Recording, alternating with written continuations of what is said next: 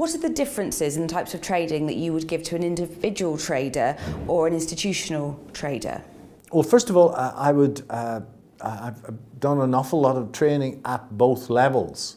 And quite honestly, there's not a great deal of difference. I do 3-day trading courses for all of the big banks in London and in Johannesburg for years, and there's not a great deal of difference.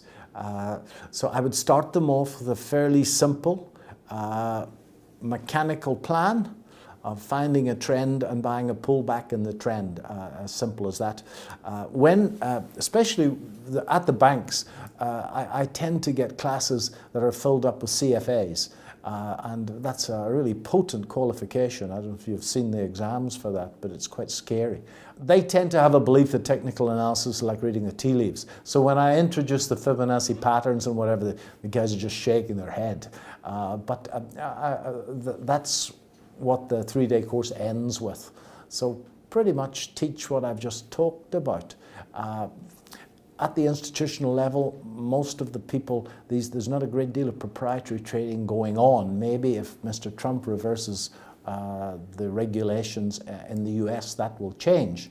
But there's not a great deal of proprietary trading going on. So most of the people will be trading flow, i.e. making the spread. That's quite a different world. So can an individual then be as successful as an institutional trader?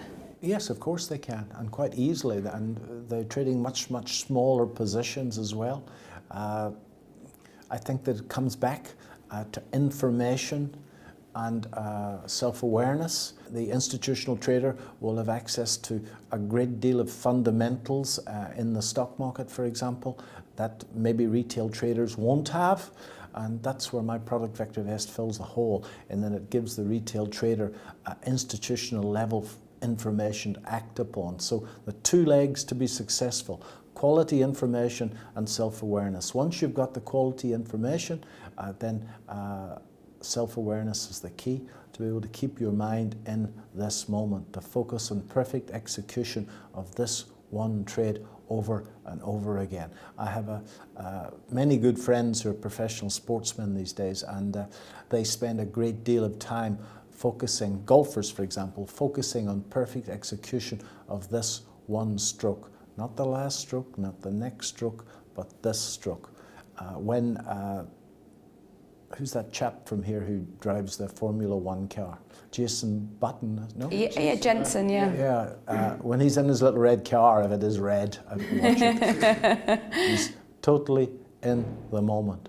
Not the last moment, not the next moment. He's totally and utterly there. If you focus on that, and it takes normally at the retail level quite a bit of money lost before you realize that that's important, then you can beat the pants off a city trader. I think at a retail level, if you can manage 10 to 12 shares well, there is little point in having any more than that. Certainly when you get to the institution level or Neil Woodford level, they will have 50 or 60 shares plus in that portfolio. But remember, they've got a room full of analysts, in fact, managing those. At Vector Vest, we always say you want to buy the very, very best shares that you can, that are rising when the general market is rising, and then you want to manage them well, okay? We have a tool to manage them well. That can be done sort of by looking at the shares, or we can actually set that up in a thing called the Genius, which will automatically tell you when there's some action to be taken. Maybe a share's got to a target level, maybe a share is at a stop loss level, so that can be automated. My son goes for the automated method. I'm a bit of the old hand. I still like to look at the charts. Are there any times when analysts can be wrong? Are there any times when we should ignore what they're saying? Well, probably half the time. There's a great deal of randomness out there, I assure you. As I said, in the Forex market, if I can get it right 60% of the time, then I can make good money in the Forex market. With incorporating the fundamentals in the stock market, I can do better than that in terms of hit rate. But I'm still wrong 25% of the time. On the next trade, I don't know whether it's one of the good ones or one of the bad ones. At the level of one trade, the market cannot be predicted.